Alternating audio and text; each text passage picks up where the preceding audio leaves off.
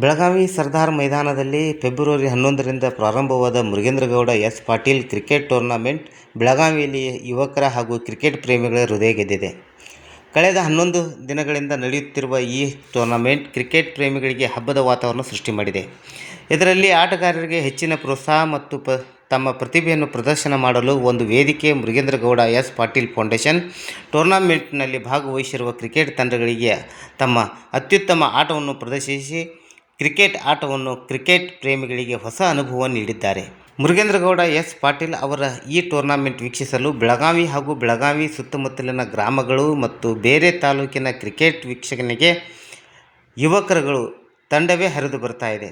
Cricket ಪ್ರೇಮಿಗಳ ಟೂರ್ನಮೆಂಟನ್ನು ಹೊಸ ಉತ್ಸಾಹದಿಂದ ಹಾಗೂ ಕ್ರಿಕೆಟ್ ಪ್ರೇಮಿಗಳಿಂದ ಸರ್ದಾರ್ ಮೈದಾನ ಸಂಪೂರ್ಣವಾಗಿ ತುಂಬಿದ್ದು, ಟೂರ್ನಮೆಂಟ್ನಲ್ಲಿ ಆಡುತ್ತಿರುವ ಆಟಗಾರರಿಗೆ ಪ್ರೋತ್ಸಾಹ ತುಂಬುತ್ತಿದ್ದಾರೆ. ನಗರದ ಗಣ್ಯಾತಿಗಣ್ಯ ವ್ಯಕ್ತಿಗಳ ಉಪಸ್ಥಿತಿ ಕೂಡ ಈ ಮೈದಾನದಲ್ಲಿ ಪ್ರತಿದಿನ ಇರುತ್ತಾ ಇದೆ.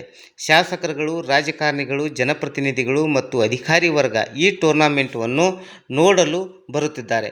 ಸಂತೋಷ ಹಾಗೂ ಹರ್ಷದ ವಾತಾವರಣದಲ್ಲಿ ಬೆಳಗಾವಿ ಜನತೆ ಮುರುಗೇಂದ್ರಗೌಡ ಎಸ್ ಪಾಟೀಲ್ ಕ್ರಿಕೆಟ್ ಟೂರ್ನಮೆಂಟನ್ನು ನೋಡಲು ಇಲ್ಲಿ ಉಪಸ್ಥಿತಿಯನ್ನು ನೀಡುತ್ತಿದ್ದಾರೆ. ಕ್ರಿಕೆಟ್ ಪ್ರೇಮಿಗಳಿಗೆ ಇದೊಂದು ಹಬ್ಬದ ವಾತಾವರಣ ಸೃಷ್ಟಿಯಾಗಿದೆ. ವರದಿ ರತ್ನಾಕರ ಗೌಂಡಿ, ಸರ್ದಾರ್ ಮೈದಾನ್, ಬೆಳಗಾವಿ.